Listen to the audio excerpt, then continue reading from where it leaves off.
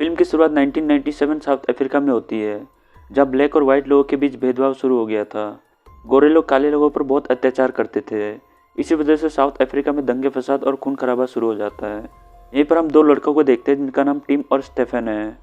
इन दोनों को ये भेदभाव बिल्कुल भी अच्छा नहीं लगता, क्योंकि इनका मानना था कि सब लोगों को एक साथ मिलकर रहना चाहिए। जात पात रंग रूप इन दोनों के लिए कुछ मायने नहीं रखता। अगर कुछ मायने रखता है तो वो है इंसानियत। इसलिए ये दोनों अफ्रीकन कांग्रेस पार्टी को ज्वाइन कर लेते हैं। अफ्रीकन कांग्रेस पार्टी का प्लान अफ्रीका को डेमोक्रेटिक कंट्री बनाना था, जिससे सभी अफ्रीकन सिटीजन को फ्रीडम मिल सके। इसी प्लान को अंजाम देने टिम और स्टेफन दोनों मार्केट पर एक बॉम्ब लगा देते हैं।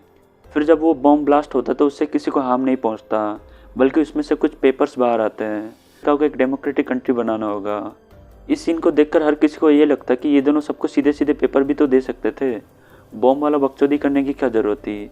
तो बात ऐसी है कि ये दोनों ऐसा नहीं कर सकते थे, क्योंकि ये दोनों भी गोरे हैं, जिसे अगर किसी ने देख लिया सबको पेपर बांटते हुए तो गोरे लोगों की सरकार दोनों को देशद्रोही समझकर जेल में डाल देंगे। खैर, अब बॉम्ब ब्लास्ट की आवाज़ सुन पुलिस यहाँ आ जाता है। ये दोनों यहाँ से भाग पाते उससे पहले पुलिस इनको पकड़ लेते हैं। फिर पुलिस स्टेशन में टिम की गर्लफ्रेंड उससे मिलने आती है। इस दौरान वो चुपके से टिम को कुछ पैसे दे देती है। अब टिम पैसे लेकर टॉयलेट में जाता है और पतली सी ट्यूब में उन पैसों को डालकर अपने पीछे वाले डार्क होल में घुसा लेता है। अगले दिन कोर्ट में हियरिंग होती है, जहाँ हमें पता चलता है कि ये जज भी काले लोगों से नफरत करता है। अब जैसा कि मैंने कहा था, दोनों को देशद्रोही ठहराकर 12 साल के लिए जेल में डाल दिया जाता है। इसके बाद दोनों को प्रिटोरिया नाम के एक जेल में लाया जाता है, जहाँ का ये इतिहास है कि इस जेल से आज तक कोई नहीं भाग पाया। जेल का वार्डन टिम और स्टेफन से कहता है कि तुम दोनों ने ब्लैक लोगों का साथ देकर देश को धोखा दिया है। जिस पर टिम का कहना था कि इंसान कितना ही गोरा क्यों ना हो जाए, एक चीज़ हमेशा काली रहती है। वो क्या चीज़ है कमेंट्स में ज़रूर बताना। फिर अब दोनों को सेल में ले जाया जाता है, जहाँ हम देख पाते हैं कि इस जेल का सिक्योरिटी सिस्टम बहुत हैवी है। इस सिक्योरिटी सिस्टम को तोड़कर भाग पाना इतना आसान तो नहीं है। फिर भी ये दोनों जेल को अच्छे से देख रहे होते हैं। इसके बाद जब दोनों को उनके सेल में डाला जाता है तब इनको पता लगता है कि यहाँ के सेल में 2 दरवाजे हैं, एक लोहे का और दूसरा स्टील का। ये दोनों आसपास के सेल में बंद होते हैं, पर दरवाज़ा बंद होने के कारण दोनों बात नहीं कर सकते थे। इसलिए बात करने के लिए ये दोनों दीवार पर मुट्ठी मारते हैं, मतलब दीवार पर आवाज़ करके एक दूसरे से कम्युनिकेट करते हैं। अगले दिन टिम ब्रेकफास्ट के लिए जाता है तो उसे यहाँ कुछ कैदी ग्रे ड्रेस में और कुछ ब्लू ड्रेस में दिखता है। टिम ये इग्नोर कर ब्लू ड्रेस वाले लोगों के साथ बैठने चला जाता है, लेकिन तभी एक आदमी उसे रोककर अपने साथ बिठा लेता है। इस आदमी का नाम डेनियल है। डेनियल टिम से कहता है कि यहाँ जितने भी ब्लू ड्रेस वाले लोग हैं वो सब रेपिस्ट हैं, इसलिए तुम उनसे दूर ही रहना, वरना तुम्हारे चलने का अंदाज बदल जाएगा। इसी बीच यहाँ एक कैदी खाने को लेकर हल्ला करने लगता है, जिसे एक गार्ड बहुत गंदा मारता है। टिम ये देख थोड़ा घबरा जाता है।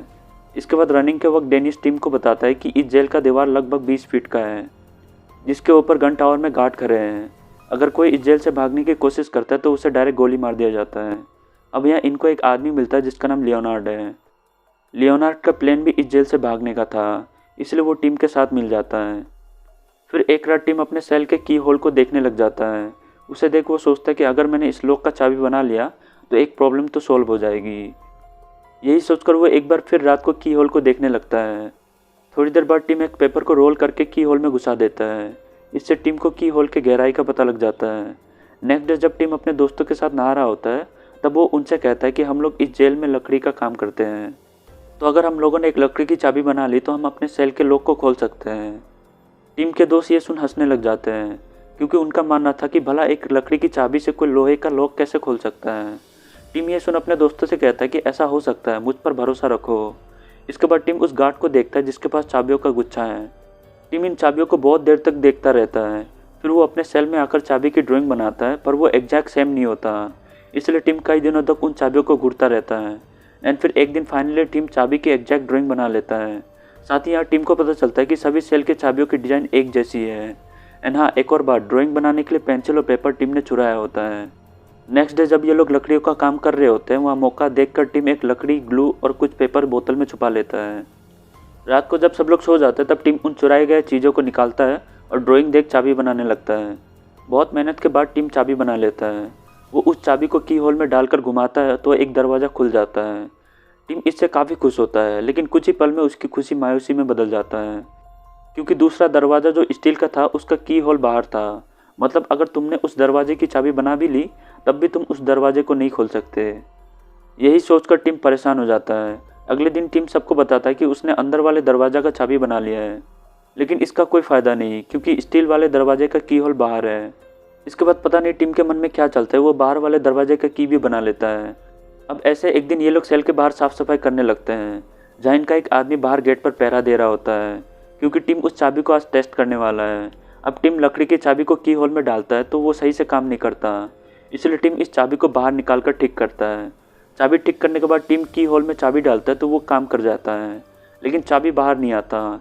टिम बहुत कोशिश करता है उस चाबी को निकालने के लिए, लेकिन वो चाबी नहीं निकलता। इसी दौरान इनको किसी के आने का एहसास होता है। टिम जल्दी से चाबी को निकालने लगता है, जिस पे चाबी टूट जाता है। तभी टिम एक औजार से की होल में फंसे लकड़ी को बाहर निकाल देता है। इसके बाद हम देखते हैं कि एक मोटा गार्ड यहाँ से गुजर रहा है। इसी बीच टिम देखता है कि लॉक तो बाहर ही निकला हुआ है। ये देख टिम उसे अंदर करने की कोशिश करता है, पर वो उसे अंदर नहीं कर पाता।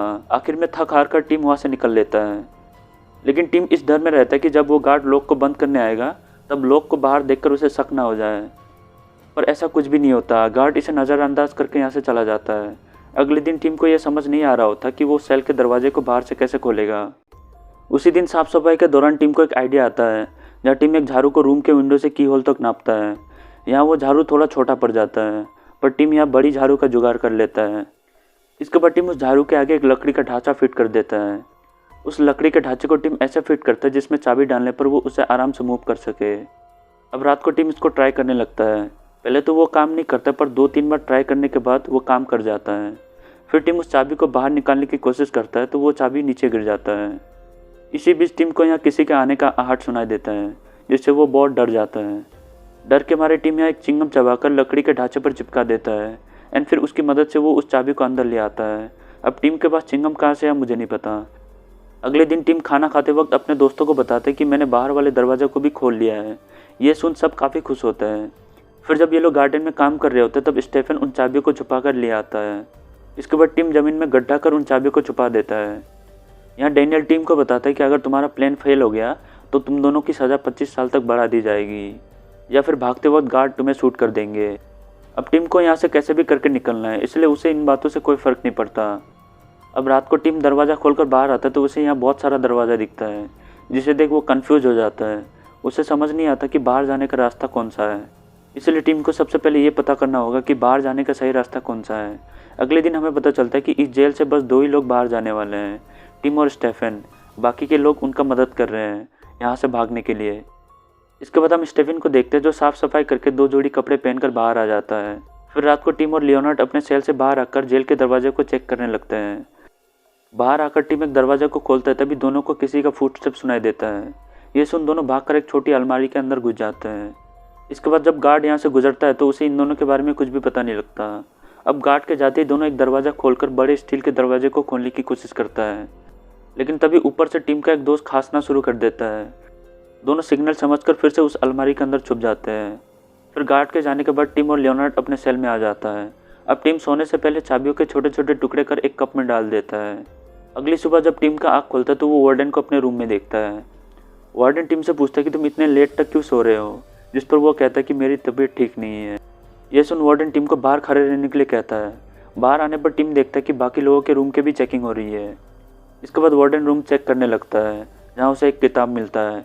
वार्डन उस किताब को रूम के बाहर फेंक देता है और कहता है कि दोबारा तुम इस किताब को अपने सेल में नहीं लाओगे। इस बीच वार्डन के हाथ से वो कप गिर जाता है जहाँ उसने चाबियों के टुकड़ों को छुपाया था। वार्डन की नज़र अब उन चाबियों के टुकड़े पर पड़ता है, जिससे देख टिम बहुत घबरा जाता है। वार्डन टीम से पूछता है कि ये क्या है, जिस पर टिम कहता है कि मैं इस लकड़ी के टुकड़े को फोटो फ्रेम की तरह यूज़ करता हूँ। इसके बाद वार्डन उस झाड़ू को देखता है तो उसे सब नॉर्मल लगता है, इसीलिए वो यहाँ से चला जाता है। वार्डन के जाने के बाद टिम राहत की सांस लेता है। वो अब चाबियों को किसी दूसरे जगह पर छुपाने का डिसाइड करता है। फिर हम देखते हैं कि टिम ने चाबियों को लाइब्रेरी के एक कोने में छुपा दिया है। जिसके बाद कई महीनों तक टिम अपने सेल से बाहर निकलकर बाहर जाने का रास्ता ढूंढता रहता है। ऐसा करते करते टिम का इस जेल में 404 दिन पूरा हो चुका होता है। नेक्स्ट डे टिम जेल के डेंटिस्ट के पास होता है, जो उसके दांतों को चेक कर रहा होता है। यह डेंटिस्ट टिम से कहती है कि तुम्हें अपने इलाज के लिए जेल से बाहर जाना होगा। फिर जब टिम को जेल के बाहर ले जाया जाता है तो वो बाहर जाने का रास्ता याद कर लेता है। इसके बाद जब टिम गेट के बाहर निकलता है तो वो देखता है कि यहाँ एक गन टावर बन रहा है, यानी कि अब उसे ये गन टावर बनने से पहले यहाँ से भागना होगा, क्योंकि अगर इस गन टावर का कंस्ट्रक्शन कंप्लीट हो गया तो यहाँ एक गार्ड आ जाएगा, जिस वजह से उसका यहाँ से भागना इम्पॉसिबल है। टिम अब चेकअप के बाद अपने दोस्तों को यह बात बताता है, साथ ही वो सबको अपने साथ आने के लिए कहता है, लेकिन वो सब लोग आने से मना कर देते हैं क्योंकि उनके लाइफ में अब कोई मकसद नहीं बचा होता। टिम का एक दोस्त यहाँ उसे एक कोलगेट देता है जिसके अंदर इस जेल का मैप है। इस मैप की मदद से टिम को यहाँ से भागने में आसानी होगी। अगले दिन वार्डन फिर से टिम के रूम को चेक करने आ जाता है। टिम ये देख घबराकर गॉड से दुआ करता है कि बस वो कोलगेट इनके हाथ ना लग जाए। होता भी ऐसा है, वार्डन की नज़र उस कोलगेट पर नहीं पड़ता। फिर सबके जाने के बाद टिम उस मैप को अच्छे से समझ लेता है। इसके बाद वो डोर के नीचे से स्टेफन को मैप पास कर देता है। अब रात को जब सब गार्ड यहाँ से चले जाते हैं तब मौका देकर टिम अपने सेल से बाहर आ जाता है। फिर टिम स्टेफन और लियोनार्ड के सेल को भी खोल देता है। ये तीनों अब उस जगह पर पहुँच जाते हैं जहाँ स्टेफन ने कपड़ा छुपाया था। फटाफट से ये दोनों अपने कपड़े चेंज कर लेते हैं। दूसरी तरफ हम उसी गार्ड को देखते हैं जो यहाँ हल्का होने आता है, लेकिन यहाँ का टॉयलेट गंदा होने की वजह से वो दूसरे टॉयलेट की तरफ जाने लगता है। इधर इन तीनों को गार्ड के आने का पता लग जाता है, इसलिए उससे बचने के लिए ये लोग उसी अलमारी में छुप जाते हैं जहाँ टिम पहली बार गार्ड से बचने के लिए छुपा था। थोड़ी देर बाद सिक्योरिटी गार्ड हल्का होकर अलमारी की तरफ आने लगता है। ये देख टिम समझ जाता है कि अब वो लोग फंसने वाले हैं। अब इससे पहले कि गार्ड अलमारी को खोलता, डेनिस ऊपर वाले लाइट को तोड़ देता है। इससे सभी कैदी चिल्लाने लग जाते हैं। सिक्योरिटी गार्ड ये देख ऊपर की तरफ जाने लगता है। उसके जाते ये तीनों यहाँ से एक दरवाज़ा खोलकर आगे चले जाते हैं।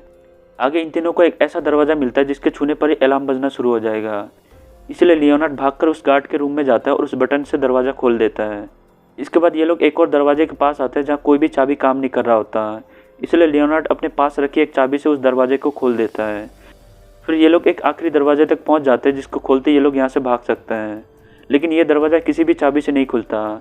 ये देख टिम कहता है कि हमें वापस चलना होगा। कुछ दिनों बाद जब मैं इस दरवाजे की चाबी को बना लूँगा तब हम यहाँ से निकल जाएंगे।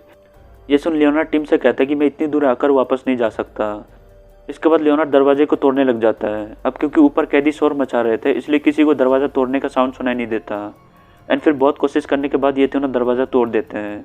इसके बाद तीनों यहाँ से निकल जाते हैं। थोड़ा आगे इनको एक गार्ड दिखता है जिससे छुपते हुए ये लोग जेल से बाहर आ जाते हैं। बाहर कुछ गार्ड्स होते हैं जिनका ध्यान इनकी तरफ नहीं होता, इसलिए ये तीनों यहाँ से भागने लग जाते हैं। अब टैक्सी स्टैंड पहुँचने पर टीम देखता है कि यहाँ काले और गोरे लोगों का अलग अलग टैक्सी स्टैंड है। ये तीनों यहाँ एक काले इंसान के टैक्सी में बैठकर निकल जाते हैं। दूसरी तरफ गार्ड टीम को उठाने आता है तो वो देखता है कि टीम अपने सेल में नहीं है। ये देख गार्ड भागकर वार्डन को बताने जाता है। इधर टीम के सारे दोस्त हंस रहे होते हैं क्योंकि इस जेल के बारे में बताया जाता था कि इस जेल से भागना इम्पॉसिबल है। फिर हम देखते हैं कि टीम उस चाबी को हमेशा के लिए अपने पास रखने का फैसला करता है। एंड फिर मूवी के एंड में हमें पता चलता है कि इन तीनों ने लंदन जाकर ANC को ज्वाइन कर लिया था। ANC यानी कि अफ्रीकन नेशनल कांग्रेस पार्टी। फिर 1992 में साउथ अफ्रीका में रंग रूप का भेदभाव ख़त्म हो गया था। उसके बाद जैसे कि हमें पता है कि 1994 में नेल्सन मंडेला अफ्रीका के फर्स्ट प्रेसिडेंट बने। फिर हमें असली टीम स्टेफन और डेविस को दिखाया जाता है। डेविस को 22 साल तक जेल में रखने के बाद रिहा कर दिया जाता है। खैर यहाँ में लियोनार्ड को नहीं दिखाया जाता क्योंकि वो एक फिक्शनल कैरेक्टर था। इसी के साथ ये मूवी यहाँ पर ख़त्म हो जाती है। Thanks for watching.